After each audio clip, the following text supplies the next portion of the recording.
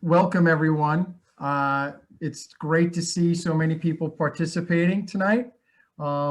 Before we get into the discussion, it's first my pleasure to introduce President Richard Karsten. Well, thank you, Craig. So it's great to be with all of you tonight, coming to you from my dining room in Forest Hills. This is a great event. It's one of the next networking events, the business of sports. We're going to continue to do this as a tradition. Zoom has actually been a great tool in helping us with outreach, where we don't have to get in a cab or on a plane or on the subway or on a train to see everyone. And it's very inexpensive. So I hope you like the price of admission tonight. Very excited to see so many people here representing decades of Stanners. And I just want to be the first to thank our speakers, Roz, Monica, Adam, and Ed. And Craig will do a little more thorough thank you later on. And Craig will also explain kind of the rules of play for tonight. So let's get on with it. Thank you and welcome to Molloy. Well, first we should all get prepared for a lot of sports analogies like play ball, all that fun stuff. Secondly, I expect everybody to do their Rocky montage jog after this festivities after the Eye of the Tiger. Now with the bad jokes out of the way, first I just want to again reiterate thanking our sincere thanks to our panelists. As you read in the promotional materials, we have a great cross-section of dynamic talent here tonight for us. Rosalyn Gold-Onwude is class of 2005. She is a respected broadcaster and interviewer working at ESPN, TNT, the NBA, MSG, and most recently working with Kevin Durant as host for In the Boardroom. We also have Monica Ferreira Gimlett, class of 2006. Monica started working out at GE and transferred her talents to the NFL, serving as Director of Strategy within the league partnership team. We also have Adam Behnke. He's a friend of Molloy. Adam is a seasoned executive in the sports industry, now serving as the Chief Business Officer for the new soccer team in New York, Queensboro Football Club. And last but not least, we have Mr. Ed Kull, class of 1999. Ed serves as a board of director at Archbishop Molloy High School as part of the advancement committee and is also the athletic director for Fordham University. We're going to ask all participants to keep their mics off so no ambient noises impact the discussion. There'll be opportunities at the end for a quick Q&A, but also what's really important about this is please feel free to email the Stanner Alumni Center any questions to keep the dialogue ongoing. We've done this with previous events where individuals have joined. They've had questions specifically to a speaker. If you have those, by all means, share them with us and we will share them with the speakers. In reviewing all the questions provided tonight, we decided as a group to discuss 4 areas. Skills to succeed, which will be led by Monica. How to navigate during COVID, led by Adam. How to make opportunities, led by Roz. And then how to build or grow your network, led by Ed. So let's begin. Monica, you didn't start out the traditional way to break into the sports industry. So can you share your insights as to what are the skills you are seeing that are desired and recruitable? Yeah, sure. Thank you so much for having me. It's a pleasure to be here with a group of former Stanners. I think the sports business industry, having come from a different background, I think one of the things that struck me when I came into the business was how small it is. Really never underestimate the power of relationships. I got my current job through networking. A lot of the people that my team has hired has been through the power of their network. And so I would really encourage anyone who's looking to break into the business to really look to not only network, but cultivate those relationships. I mean, during COVID, it's clearly, a bit of a challenge and sort of how to do that. But I think one of the pros, and we'll talk about this more later on, is, people have never been more accessible. So whether it's grabbing coffee or virtual coffee with someone, making sure that you follow up and, that business card doesn't just go into a drawer and, you're actually, staying in touch with people. I find that to be incredibly powerful for staying top of mind and also for just building your network in the industry, which I think opens a lot of doors. Once you're in, I think the number one thing I would say that's been sort of a tool in my tool belt that has been a big contributor to my success, I think, is communication skills.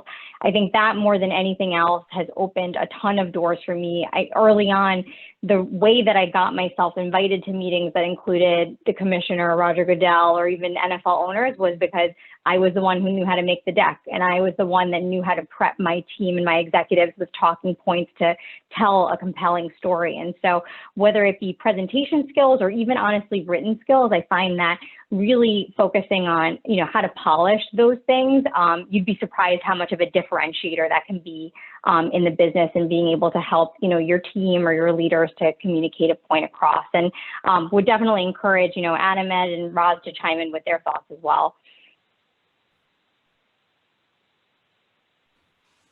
Monica, that was great. Craig, if you don't mind, I'll jump in as well. Perfect. Hey, everybody. Great to see you all. Thanks so much for taking the time. I would echo everything that you said, Monica. And at the end of the day, it's important to, and I'll talk about this a little bit in my piece as well, is adding value and showing value to not only those that are hiring you, but those that are around you, and every chance that you possibly get. When I have a team or I'm working on a team, there's nothing better than being able to rely on somebody to get something done. And when you send an email to one person, or you're supposed to be somewhere at a certain time, when you can count on somebody to show up on time, to be there, to be prepared, that's crucial to not only your brand and what you look like as an organization, but also to the potential success of whether that is a deal or some sort of community initiative. It's always crucial to be on time, to be reliable, and again, add value wherever you possibly can, even if that's simply following up on an email in a timely manner, or certainly staying on top of the networking skills that can oftentimes just turn from a business card and a handshake to forgetting a business card in your side drawer that could have turned into a potential opportunity. So having that timeliness and ongoing follow-up is absolutely crucial. But at the end of the day, being reliable for your team and somebody else that's within your network is always great. And that is forever a skill set that I've always tried to stay focused on and encourage everybody else to look at and take very seriously. So what I'm hearing as well is it's, the intangible skills are just as important as those that we've developed from education or from work experience as well.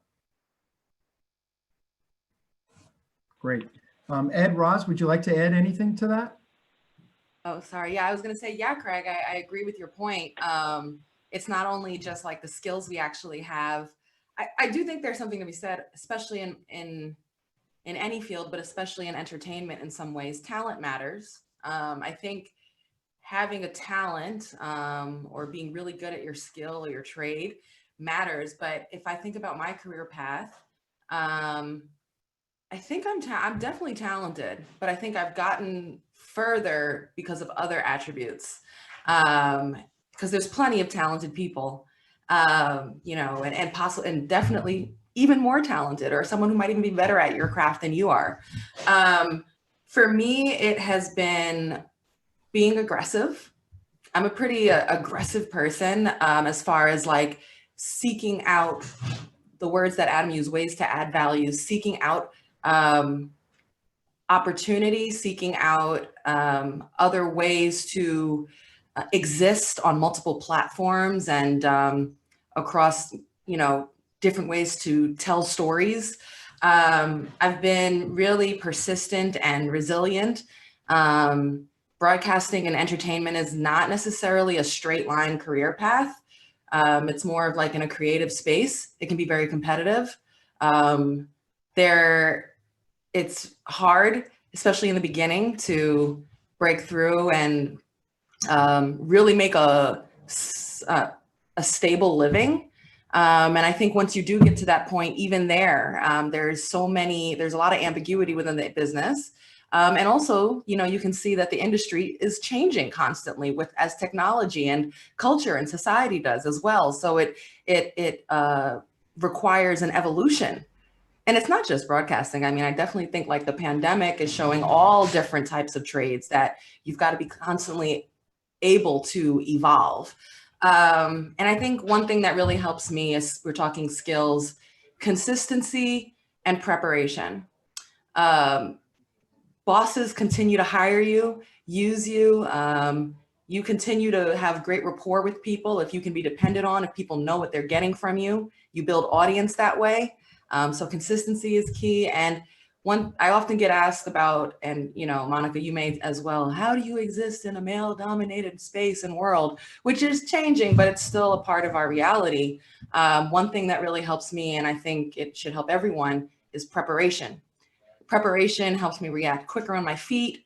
It gives me a lot of confidence to handle bright light situations, handle quick moments, and also, helps me stand in the room with very accomplished people.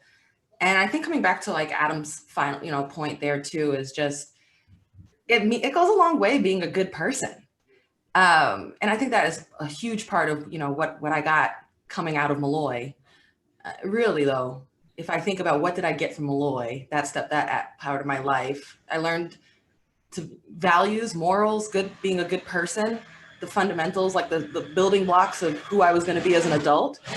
So people often like to work with people who are good people. And I think it's possible to make it to the top while being ethical and helping others around you as well. That's great. That's great. Monica, would you like to add anything else before we transition? No, I think Roz made some really, really great points, and Adam as well. I think to one of Roz's points on sort of the, being a woman in the industry, I think this year more than any other, I think has put a spotlight on sort of how different leagues, teams, agencies are doing on, issues of diversity, equity, and inclusion. And I think it's a really interesting time for the industry that has historically really hired from within to really step outside of its comfort zone. And I think that makes it a great time to be looking to break into the industry as they look to sort of recruit from diverse pools than they might have gone to in the past. I mean, we used to joke like everyone on our ad sales team that sells our media inventory on NFL.com or NFL Network kind of has the same sort of career background, but now we've proven the value of, yes, diversity, from a gender standpoint, from a race standpoint, but also from a background standpoint, and how that diversity of opinion and background can really be a value add in the business. I'm a great case in that, and I came from a consulting background and clearly have been at the NFL now for 6 years. And so I think that makes it a really interesting time to be looking to break into the business, as there, folks might be more open-minded than they might have been historically on sort of tapping into different pools of talent. Great, great. Thank you so much. And as we transition to Roz, you've literally been at the forefront of broadcasting and the reporting sides of sports. And clearly you've seen this area change, but probably at such a much more exponential rate, being because at the forefront during COVID.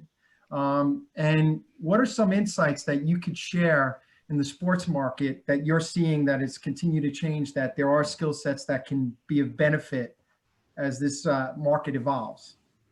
Right. Well, currently, right now, I'm sitting in my house, which is covered in boxes. I just moved. And I'm coming to you from LA. For those of you who are in New York or wherever, that's the cool thing about this. But, I actually just bought a table, which I'm using for the first time, although my house is not at all put together yet. It's a two-tiered table, which I just purchased, where I can put the laptop on the higher tier. And then I can put any notes or papers I want on the second tier. It goes up and down. It can turn the notes towards me. The point of this is to say, and behind me, I have my ring light. And at the moment, these are just white walls, but I plan to have dedicated space for solid colored walls or even like art area. So for me as a broadcaster, I'm preparing in my new home to have a baby studio, or at least a baby corner studio of my home where, I'm ready to go digitally and virtually. So I think that, even when the vaccine comes, I think we've learned that there's a lot we can do without being in person, and we can do it a lot cheaper as well. So I think this is the virtual aspect of these things are here to stay. And I think it's a worthwhile investment to be ready for that. Mm-hmm. Mm-hmm. It's funny, Roz, because when we talked about together as a group yesterday, was just that point, is that, through these technologies that are becoming just such a day-to-day instrument, that you're not geographically locked anymore in terms of the opportunities. and that you can go beyond that and work beyond that, but work remote, because if you have the right technology, the wherewithal to go through that pacing with that, to look beyond, well, I'm just in New York, I can only look in New York. Right. I think that is actually one of the benefits of COVID, that, you know, look, it's a very overall painful time. And just a lot of ambiguity. I think it's both, you know, people are sick, people are losing jobs, but also what's very hard about this is the lack of really knowing what's next. And so, you know, thank goodness that we have, you know, a small silver lining that the pandemic is happening during a time where we have really advanced technology. You know, imagine if the technology wasn't as advanced, how would we continue to communicate with each other and keep in touch with family? In some ways, I do think it's broken down some walls where, you know, doing this in person in New York might have been a lot harder, because now we've got to figure out schedules, you know, who's in New York when. This might have been harder to do, but now I think, hey, can we all do 6:30 Eastern from your homes or your offices or wherever you are? So in some ways, it's broken down some walls. You may actually have a chance to get easier access to someone who you didn't in the past. However, I do think there's something that we're learning as we go about boundaries, about creating your own balance, about knowing when to take a break, because a lot of virtual stuff happening in our homes, we're finding that the workday doesn't stop, or the access is 24 hours. And that can really weigh on you, on top of the emotional and mental and you know, just all that we're enduring during this time. It's a lot. And so I think, you know, while you're coming here because you might be wondering, how do I continue to grow career-wise during a pandemic? There are so many other ways to make sure to tap in with, and making sure you're healthy there as well. You know, it's just, I find people are putting a lot of pressure on themselves during this time. And, you know, sometimes it's okay to woosah and just take your time and figure it out day by day. It's okay not to know all the answers right now. Any of our panelists like to add in any more insights to this? Yeah, sure, Craig. Good evening, everyone. I would just, you know, add to Roz's point that, you know, through COVID, I think we've all learned that a lot of these challenges can become opportunities, right? And it's almost how do we turn challenges into opportunities these days, whether that be financially in terms of budget management, whether that be our management style with staff and individuals in terms of virtual management and establishing different protocols, adaptation in terms of our priorities and strategic planning efforts, and what the post-COVID world will look like and continues to adapt and change. And I think it's also kind of a, you know, as Richard had said earlier, in terms of taking advantage of opportunities like this one, it's also a means of looking back to and being reminded of the simplistic pieces, like utilizing the telephone more, right? Checking in with individuals, whether it be mentors, folks we work with, former bosses, family members, et cetera, utilizing the phone and checking in with folks and kind of reprioritizing, resetting. And if we can't get together personally, what are other ways to connect? And utilizing that phone has been extremely helpful in my life, in my world. And I think it's kind of brought another appreciation in terms of just hearing someone's voice and going back to that means of communication today. Yeah. I mean, one of the things, just to share, it's, you know, for me as an observation, what I thought was great was how the NBA did the draft this year. And when you saw them, you know, in their homes, I don't think we would ever have seen the reactions, the raw emotional reactions from the players and their families the way that we did. And a lot of the home teams now connected with those players right out of the gate because of that. And to your point, Roz, it was the opportunity to be in someone's home, to be less guarded. I don't think you would see such vulnerability from all of those young men that just got drafted. So there is these opportunities that are available. And you're right, it is challenging, it is difficult, but there's also opportunities as well. You just have to be persistent to find it, to your point, Roz. Oh yeah, I agree too. Like, I especially love the NFL draft. Even Roger Goodell seemed a little humanized as we caught him like on day 2 or 3 at his house. He was like sitting on the couch. I was like, oh, he's worn out, man. I'd be sitting down too. And then looking at all the athletes and Monica, this is your world. Like, you know, all the draftees, the moms, all the Nigerian fathers being so funny, girlfriends, a lot of funny material out of that. If you're on Twitter or on social media, you probably really enjoyed the virtual content coming out of all the drafts during this pandemic. But I do think that, you know, I think the furthering your point, Craig, is just keeping an eye on what is working during this time and what applies in a during COVID and in a post-COVID world. You know, while I mentioned all the unrest and hurt, there are people who have made a lot of money and opportunity. If you look at the stock market, if you look at what's happening in certain states and real estate, this is also a great opportunity for people here who are going to be innovators and, you know, lead our way out of this. Mm-hmm, mm-hmm. Yeah, which if we can transition to the next subject point, which was great. Thank you, Ross, so much.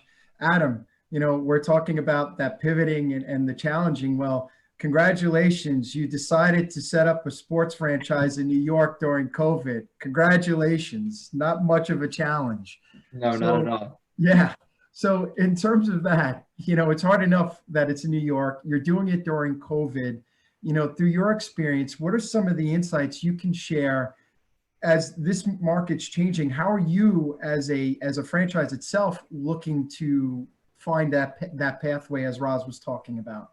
Sure. Yeah, absolutely. So before I came back to New York last year, I thought for sure I had the perfect blueprint for building a USL team from scratch, as we had just successfully done that in DC and the Loudoun area there in Virginia. We took an idea, a concept, a dream, a laptop and a very small front office to then building out the grand vision of a 5,000+ person stadium, bringing something unique to a community that deserved it, that was so excited about a team, and really built something special for that group of people and in that community. And we're so excited to get to do it all over again here in New York, as Queens being the incredible borough that it is, with 2+ million people representing so many different cultures and languages. It just makes so much sense to have a professional soccer club. The world's sport naturally fits into the world's borough, and you know, we're so thankful for that opportunity. You know, and then when you get into January, February, starting to put the play into action, you go through the playbook of when to hire your sales team, when to bring on the marketing folks, the community relations people, and you have this huge business plan out in front of you, and you have all the puzzle pieces, and you're starting to click them together, and it's starting to pan out in the way that you had envisioned. And then all of a sudden March happens, and all those puzzle pieces all of a sudden are shaking like an earthquake, and they're just in disarray. It's like, what do we do? So what happened then was, fortunately, with the league and being so flexible with what's going on in our world, we were able to push our season to 2022 as opposed to forcing ourselves to play in 2021. So it's allowed us a little bit more time, and also given us the appropriate time to be able to reevaluate what 2021 means for us, as opposed to really kind of just hunkering down and staying inside and being afraid of what 2021 may bring. What we did was we thought, let's just build the foundation more powerful and stronger than we ever thought it would be, by bringing a youth academy team to the market before the professional team, to kind of lay that foundational layer that's necessary to the success of the overall team from a sporting side. So we've now pivoted from becoming just a professional soccer club to a professional soccer club with an elite level academy that provides our local athletes an opportunity to learn from the professionals and become a potential professional themselves in the age range of 15 to 19 years old. So we doubled down on the community. We've been involved from day one, helping with supplies and making sure that we're able to enforce all the good things that can happen in this, supporting the local businesses and the local schools wherever possible. And then really breaking down the normal American conventional academy model and having it to be fully funded, where talent becomes the currency, and it's no longer preventing kids that couldn't afford the ability to play soccer the opportunity to finally play. So it's a completely different blueprint from what it was in February. And we've taken this as an opportunity to get to know the small businesses in the community that are reeling or that are succeeding, and taking as much time as we can in our day-to-day to understand what the talent pool now looks like, and really getting familiar with everybody and anybody in Queens in our local market to be able to build as strong as we possibly can, but with a hyper focus on community first before anything. So now the blueprint is build out an academy team from 15 to 18 years old. That is a fully funded model. So nobody's paying to play soccer. All that matters is that they are good enough to play. And now they have the opportunity to become professionals into the 2022 season. So that's what you'll see in 2020, 2021, as we continue to bring this club to market. We're very excited about it, but the blueprint from the get-go has been very much different than what I ever expected. But we've all been very opportunistic and focused on that new exciting opportunity, which is the academy. So I just encourage everybody to kind of take that approach and don't worry about having to take a step back, because it could actually mean very much 10 steps forward as we look at this today. We're actually, it's unfortunate that we had to delay, but we're very grateful for this, as it's given us an opportunity to almost do it the right way, as opposed to rushing into a professional team and having to build out underneath it with an academy level. So it's not the worst thing in the world that we had to take a step back, because it has allowed us to move forward. And I hope as everybody goes through this year that they can find that silver lining within their day-to-day, that, hey, we may have had to take a step back, but what have I done during that step back to allow myself to traject forward for 5-10 fold into the future. Adam, we got a question sent in, and it's actually an interesting one. Where are we going to have this soccer club located? Because, Molloy isn't that far from a lot of spots. So that's a great question. So, the ongoing real estate market that is forever highly coveted within the sporting space is a challenging one to navigate. And that's certainly been more challenging than ever during the pandemic. But right now we're having great conversations in Jamaica, Queens, and hoping to plant down there where we can have access to all the transportation lines there, the EJZ, LARR, to provide access to all those coming in from Long Island and around the New York area. But we are planning to plant our roots right there in Jamaica, Queens, starting in 2022. That's great. That's great. So Adam, the fact that you all took that pause and reframed the model, do you suggest that people try to do that also, that are trying to break into the sport industry as well, that you can't go through that traditional pathway that you normally have, just maybe to take a pause and regroup and reevaluate what to do? Sure. Absolutely. And I appreciate everybody being here today. And it shows that everyone here is interested in learning and growing. And I love learning new things and growing. I don't think that'll ever stop. And I encourage everybody to do the same. Taking that pause really did allow us to evaluate everything in front of us in a more measured approach than what we had originally thought. So I would absolutely encourage everybody to do so, whether that's taking time to learn things that unfortunately most don't get to be taught in school, whether that's personal finance or learning about taxes and insurance. Take the time to learn a new language. That's something that I've enjoyed over the last 250 days. My streak on Duolingo is still going within the Spanish language. And I hope that we can find during this time that there are opportunities to expand your portfolio, your mindset, your skill set, read new books, get to know more people. And I hope everybody today connects with myself and everybody offline so we can continue those conversations, and even getting involved in the community in a safe and responsible way. It's allowed us as a group to learn more about who the people are that we're going to be working with, the key constituents that matter within the build out that matter the most in building out this team.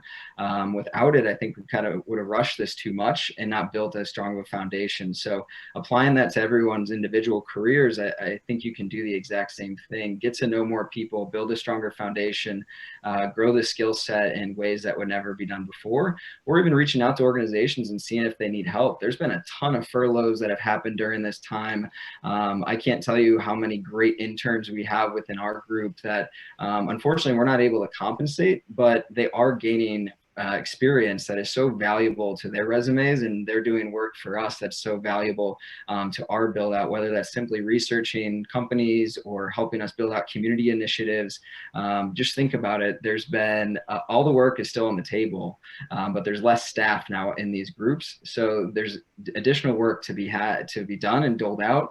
So I'm sure whether that's offering a helping hand or reaching out for coffee, there's ways that both can win in that scenario. So don't be afraid to reach out, connect. Like we talked about already, people are more accessible than ever, and use this as an opportunity to grow that your own portfolio and add value to the people that you're talking to.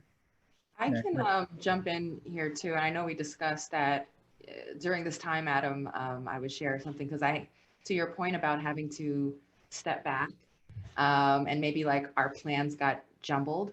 It can also be a chance to expand. So I have a real-time example for myself.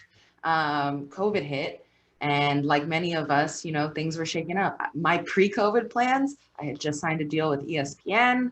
I was supposed to be, I live in LA, but one of my bigger assignments was once a week. I flew to New York, which is crazy, once a week cross country, but I flew to New York to host First Take, which is a big show for ESPN. And I did that every week. And then I was also, doing other gigs while I was out on the East Coast. But a huge component of that was being on a plane. And clearly when COVID hit, all of that got put to pause. And even now, as we navigate it, the new policies have disrupted the plans that I had from there. And I was hoping to crush that and then, continue to move up within the organization. And what ended up happening is through that time of ambiguity, which is not my strength, I'm definitely someone who likes this step, then this step. And I think that's like the athlete in me. One, I had to loosen up a little bit. Two, keep my creative hat on and stay aggressive. And so what that meant was I utilized networks I already had at the network. I had done a couple of different shows with the digital team. I reached out to my contact at the digital team. I said, hey, can we do something? I didn't even know what it was. And I had great relationships. I have great relationships with players and coaches. So I asked the player, hey, can I do an interview? I pitched the idea to the network, and it started off with like a little digital interview. And then after that, it turned into a whole series where we did like 11 real episodes with a show and a producer. And now what that awoke in me is I always thought of myself as just a broadcaster. And it's because of COVID, it's the first time I've thought of myself as a creator as well. And not only did that position me well at the network as, and generally overall, because the way our industry is changing, we're getting as direct to consumer as possible. We're getting streaming live, we're getting digital, we're doing everything virtually. In fact, I actually think I'm getting better, more human interviews with people when it's virtual because they're just chilling at home and relaxed. But, and so then the next step was, whoa, not only can I set this up, I can produce this content. Whoa, I can pitch this content and sell this content. And suddenly, not only was I a TV broadcaster, but I also had this whole like digital content revenue stream. And then I just diversified my income portfolio. Then something else I never tried, radio. And so radio has been really fulfilling for me. And then like hosting events. And then, so what are different ways that I could diversify the way my revenue streams come in within my skill set? Because one thing that I think COVID really pointed out to all of us is just how vulnerable we are to our jobs. What if they have layoffs or furloughs or budget cuts, or they just can't, they're not playing sports as much. And it's frightening. And so one thing that's awoken in me is to think of myself as a business, to think of myself not just trying to hope someone will hire me for something, but also what can I control that can also bring in different streams. And just being creative, willing to pivot, opened up a lot of new doors. And even if things get back to normal during COVID or post-COVID, these are lanes that I've never had open to me before, and I'm better for it and more diverse and well-rounded. So I can speak to what Adam was saying about, hey, a step back. It wasn't my plan to have this happen, but I do think I ended up taking different steps forward. Yeah. Roz, I think you undersell yourself. It's if you haven't seen, she did a series of phenomenal interviews. The stuff you got out of the players was unbelievable. And I think was it Victor Oladipo that has the twin? Is the twin sister? Oh, I loved it. I showed it to my twins. They loved it. And Cooper went outside with Natalie. It was great. So it was really great to see. Thank you. I'm going to put one of our guests on the spot, Tim Henning. Tim, how are you, buddy? Tim is the director at Heisman, and talk about unique challenges that you're dealing with. You're dealing with college football where it's not on the same schedule. You have certain players that were Heisman ranked that are now COVID. They're now this, they're now that. How are you as a team and as an organization navigating what you do for the college football? What's up, Craig? Hello, everybody. Thanks for putting me on the spot. Let me, I have my daughter in the room, so let me mute the TV. So she might be screaming at me in a moment. Apologies. Didn't know I was going to get put in the spot, but thank you. Yeah, so obviously 2020 is a completely unprecedented year. And with everything going on in college football, the interesting thing about college football compared to the NFL, for example, or any of the other leagues, is that there's not one real governing body. Each college football team essentially is governed based on their conference. Most people know about the 5 power conferences, but there are other conferences as well. And if we go back into late summer, early September, when those conferences were deciding whether or not they were going to play, etc., it really came down to a based on conference by conference. Essentially, the Pac-12 being the one of the major Power Fives that decided we're not going to play in the fall. Obviously, a few weeks later, they reversed that decision. So it's definitely been a interesting year, to put it mildly. I think at this point in time, obviously I can't speak on behalf of any of the conferences or the colleges, but I think at this point in time, everyone is just hoping that they can get through with what's left of the schedule. I think that would be a win-win for everybody, and obviously get through with everyone, most importantly, staying healthy and safe. In terms of the Heisman Trophy, it's traditionally been given out in New York for the past 85 years on the second weekend of December after the conference championship games are played. With the conference championship games pushed back 2 weeks this year, that pushes us up into a window where we are also competing with bowl games, while at the same point in time competing with the start of the NBA season and the college basketball season. So ESPN is our broadcast partner, and I give them a tremendous amount of credit because their programming team has to essentially figure out when to fit us in, as well as the bowl games, as well as the NBA, as well as college basketball. So it's been interesting. And Heisman, which, as I said, is traditionally the second week of December, our announcements was pushed back to January 5th this year. So it will actually be held after the bowl games and the playoff championship games, but before the national championship game. There's like a 3-day window there. So it will definitely be different, and undoubtedly, obviously, it will be a virtual event, which will be new. But, similar to how the NBA draft or the NFL draft did virtual, we'll be doing something virtual as well. Hold on one second.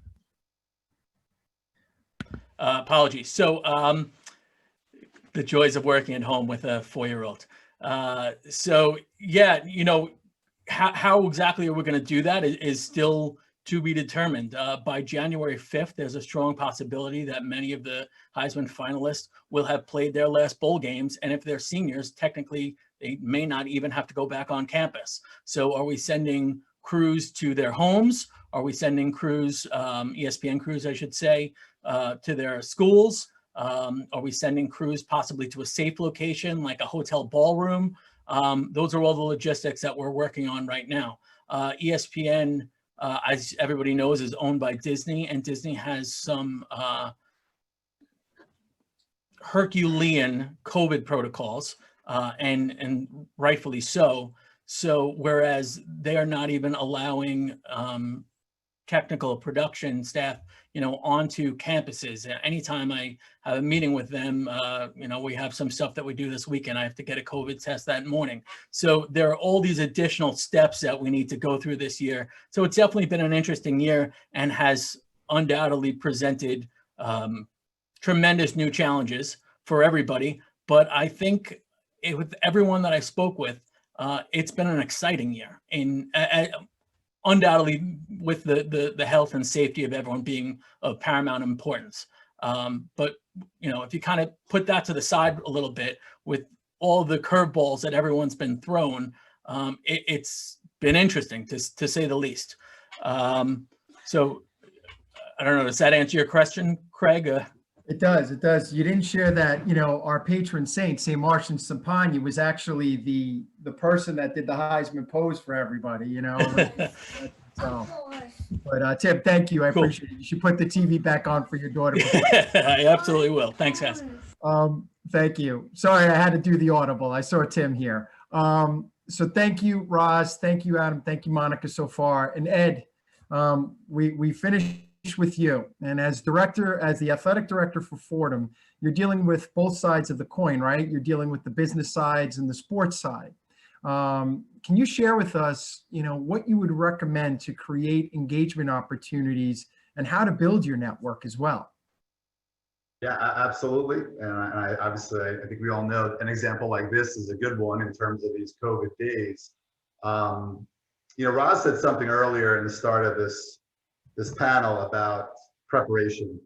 And I really want to just add to that a little bit in terms of, like any athlete, any coach, the need to prepare appropriately for a game, for a competition, for an event. It's the same structure and advice I would give everyone in terms of, there shouldn't be a meeting you go on, a client or a company you're meeting with, an interview you're going on, or a phone call you're making without any due diligence in terms of research and the opportunities to understand that individual, what their world looks like personally and professionally, in terms of their industry, their challenges, their successes. And that's not only just for ice breaking and for conversation, but I think it's imperative in terms of establishing, a genuine relationship with someone, and the ability to really differentiate yourself from somebody else, either trying to get that business, either trying to get a job, either trying to expand or create your network.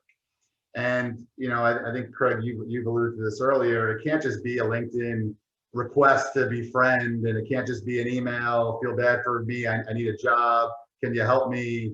Anything available there? Here's my resume. If you get a chance to read it, it needs to talk about, an article that was written, an interview that you did. We talk a lot about pain relief. And what I mean about pain relief is we all have stresses, right? In the COVID world, we have that many more stresses, whether that be financially, whether that be personally, would that be obviously in terms of the future of where our challenges are taking us.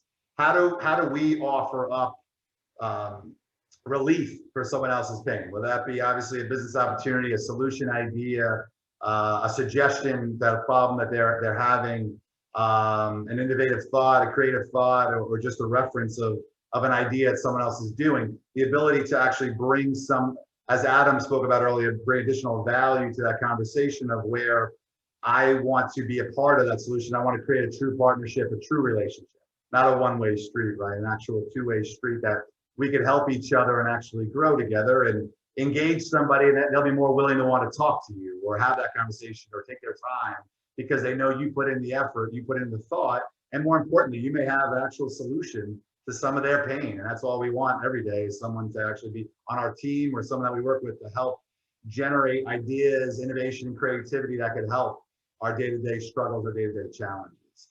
And I think that should be kind of the lead-in for every networking opportunity, whether that be an email outreach or phone call outreach. Of course, we have alma mater, whether that be your high school, your undergrad, your grad school. I often talk about, in my life, I was lucky, a game-changing opportunity for me early on in my career was becoming an entrepreneur and being a part of Vitamin Water and running sports entertainment marketing for them and signing our athletes and signing partnerships. And that honestly wasn't really about my skill set, because I really didn't have many skills at that point in my career. I was from Queens and the two owners were from Queens. And literally that was the icebreaker. So how do we find additional icebreakers like that in terms of similarities, whether it be interest levels? You know, if all of us who have been through Catholic school, it was always your parish as a kid, what parish are you from? Like, how do you find common threads of interest of individuals?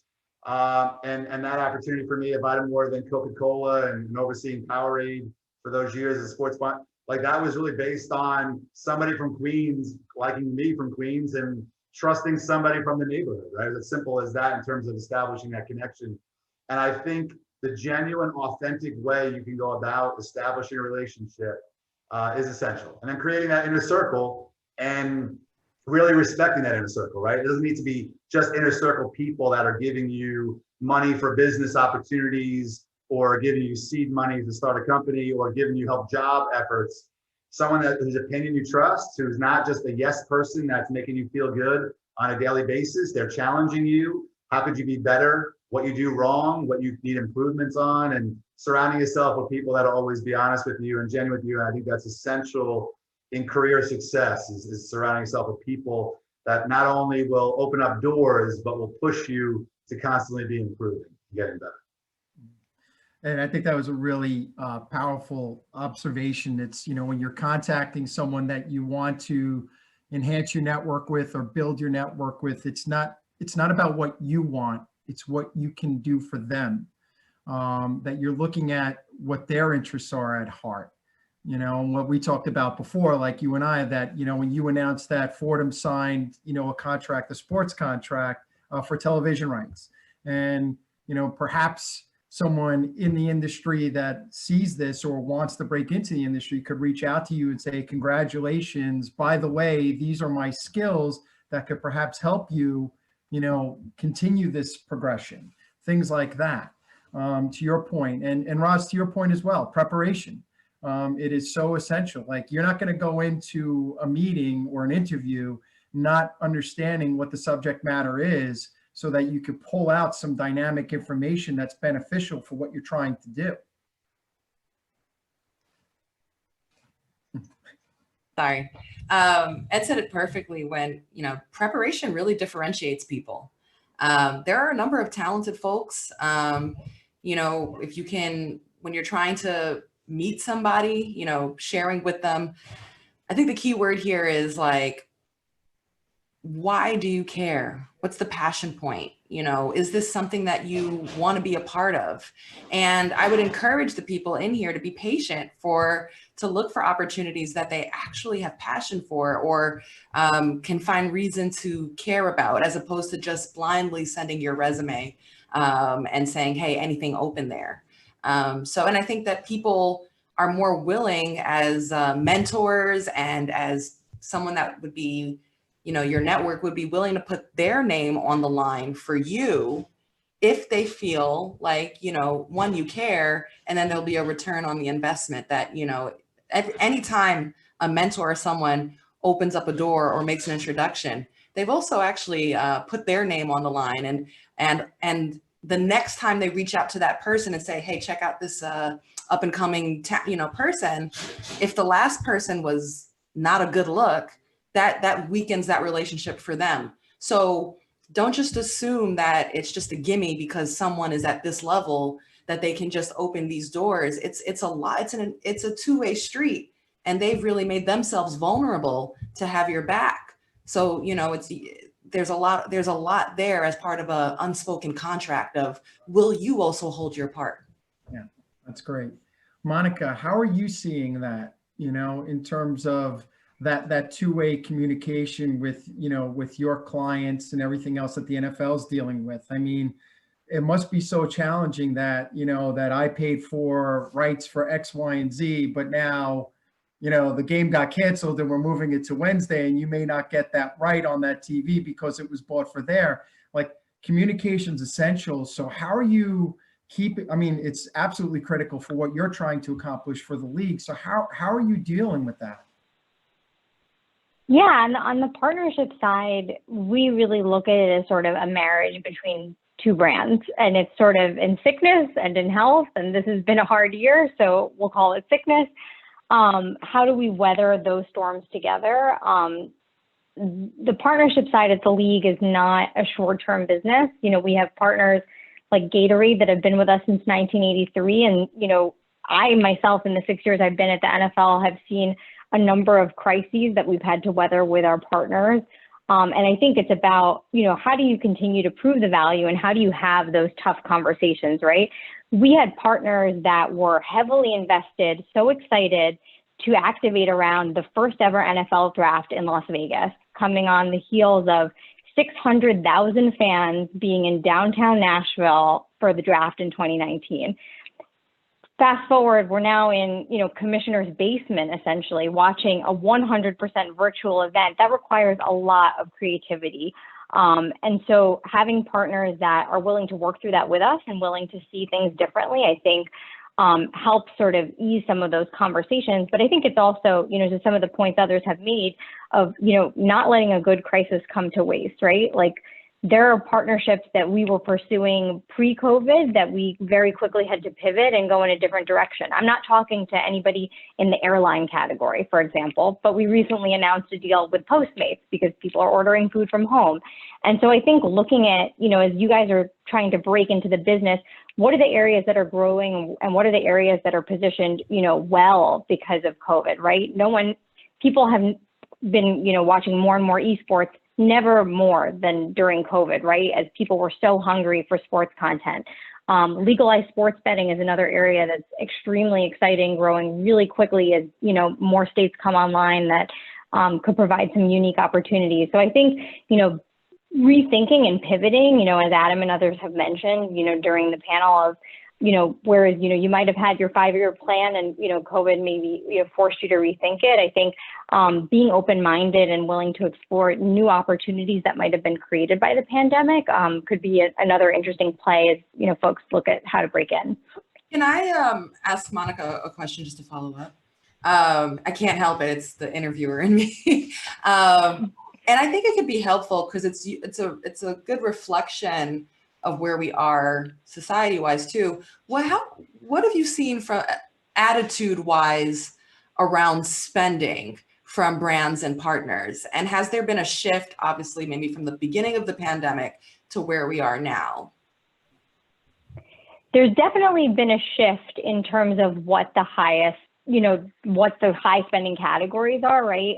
Some of that is sort of indicative of pre-pandemic trends, you know, as people continue to cut the cord and move to, you know, over the top streaming services. You see, you know, the YouTube TVs and the Disney Pluses sort of swallowing up some of the spending that might have been traditionally spent by a movie studio, which now is not going to spend any of their money because they're now closed. And so I think, you know, in some cases it's created new categories, you know, like telemedicine, that really wasn't a big thing pre-pandemic. And now most people that are, you know, going to doctor's visits are looking to do those virtually to avoid, you know, the dangers of potentially going into a doctor's office or, you know, by necessity during lockdown.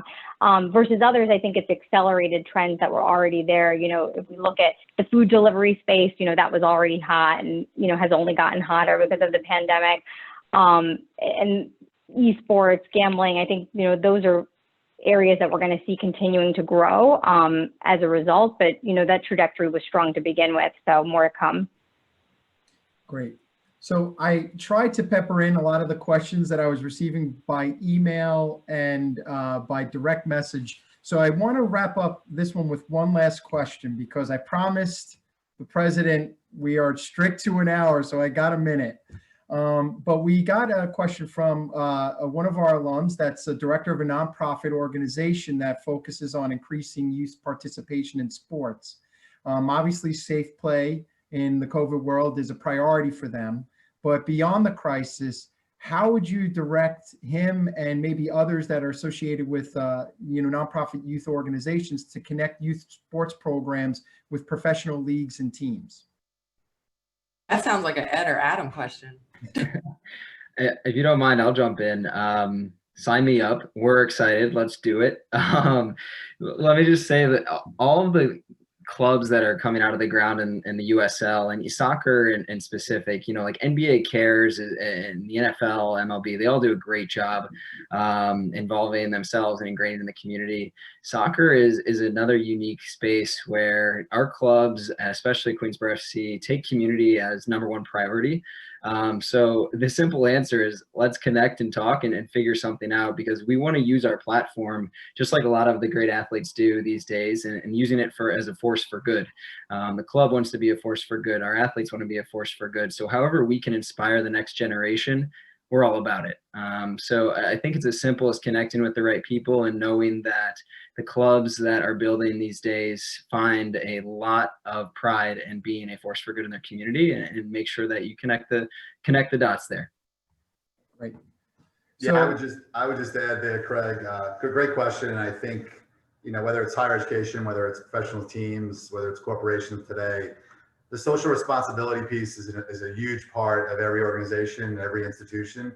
The idea of giving back to the local community, local city, local town, wherever obviously their offices or they're based out of is essential, and has become a really growing part of an org chart and a workforce. So every institution has really committed themselves to doing a better job on the social responsibility front and getting involved. So I think there's a lot of times engagement opportunities, engagement folks within an organization to start with and to work with. And, even my years, and I know Monica knows it better than me now, but my years at the NFL, we did obviously play 60, and flag football was a big deal to try to really educate and build young leaders in schools. And I think there's naturally a lot of synergies in of course, pro teams and pros that want to really develop young people and connect with young people, honestly, for a lot of selfish reasons, to create that brand identity and that brand support and that awareness. So I think a lot of folks are looking for good organizations to partner with to make their social responsibility efforts around organizations like that. So I think it's a great conversation to be having. great. Thank you so much. And I would like to wrap up by, again, thanking our panelists so much for this wonderful session tonight. But I also like to thank our athletic director, Mike McCleary, who's been on this call, Lou Santos on this call, and Maureen Rosenbaum, who's on this call, some of the, beloved athletic directors and coaches who inspired many of us on this call today. So without further ado, thank you all so much for your gift of time. I'm going to ask the panelists if you could stay on after everybody logs off. We have to do a little PR thing. I promise it'll be really quick. But thank you all for joining us tonight. Tim, thank you for being a good sport. I appreciate it. Everybody have a wonderful holiday season, and wishing you all a Merry Christmas. Craig, thank you for keeping us united and setting this up. We appreciate it. Thank you. Thank you.